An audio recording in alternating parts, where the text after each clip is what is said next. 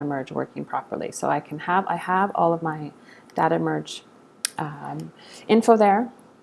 I have it designed how I want, but now I have a preview. So this is just a preview. So I only have one file here. I still have to actually do the data merge in quotation marks. So now when I click on this button here, create data merge document, I don't have to do anything in this dialog box. Don't do anything. The default is totally fine. So when I press OK, it's going to take a second because it's actually going to create an entire new document. No overset text, great, because sometimes what happens is that you can see it's now created all of those different rat cards. Just by creating one InDesign document and using data merge, I now have 6 different postcards back and front. And when that warning came up saying there was no overset text, there's very possibly what could happen is that, say for instance, I'll close that down and you can see if, for instance, I had this text box too small, I had this one too small as well, and now when I try to do data merge, it's going to say that there's overset text. Say overset text. Yeah, and this tells you all those 6 instances where there's overset text. So I can see down here there's 10 errors. I can see in my where is it here? My pre-flight. Where's my pre-flight? I've totally forgotten where it is now. I usually have it up there too. I can just access it here as well. So there's all those instances of overset text. I don't have to change them all there. I can go back to, don't save that, I can go back to my original document and just make sure that those are pulled out. Those text boxes are exactly big enough to accommodate the text. Now if I create all my errors went away. Now when I go create the data merge document, it's going to tell me that there's no overset text, great, but I still might want to go in and I still have to modify a few things. So for instance, I can kind of see that maybe that's just a little bit too high. I can turn on my margins. You might want to pull this up to your margins. Actually, it's better to do that in the original one. So actually, I'm going to go back and change the original. Turn on my margins by pressing W. I'm going to just pull that out to the margins. Now I'm going to create the data merge document.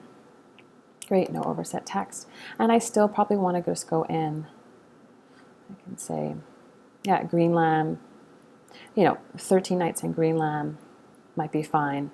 You might have to change some of these. Bangkok is going to be a slightly different vocation package, but I can see in Greenland, obviously, that doesn't fit, so I'm going to have to change the size of Greenland. And I'm probably going to have to change the leading as well. W. I might, in this case, Greenland, you're just going to want to put in a number there. I can also use my up arrow keys. So you're just going to have to go around, go to every single one and just make sure that it looks okay. In this case, you might want this little badge further down. Oops, that's not grouped together. That's weird. I thought I grouped that. Here, it is grouped. Weird. Just had to do it one more time. I didn't like it the first time I did it.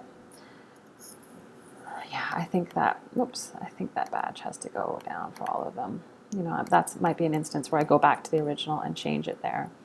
But I just want to make sure in this passive that, that the text is okay. Like that. And I'm definitely going to have, Quebec City. I'm not sure if it looks good like that, but, I'm actually not even sure if that price looks really good. I might want to make this much smaller. It's up to you. You can get really nitpicky. But I do know in each case I'm going to, oops, am I missing an image there? Where are all my images? Strange. Oh, my data source went away. Oh, it's not that one. Weird. Data source, images. All my images there. Strange. Oh, it just created, it's seen a bunch of different cells that aren't filled up. Anyways, these are actually, for some reason, it created extra documents. So I don't need those. That's probably something wrong with my CSV file. So I'll make sure 1, 2, 3, 3, 1. No, there's only 4 there. No, there's 5. Okay, so there's 6. So, you know, I'm also, okay, so I'm going to definitely have to go back, and I'm going to have to change these images. I'm going to turn on my margins again, my bleed lines. Oops, I'm going to use this one to flip it. So I'm going to do this for all of them because the images are not the right orientation and I need them to go to the bleed line. So do that for all of them, and in the next video I'll show you just how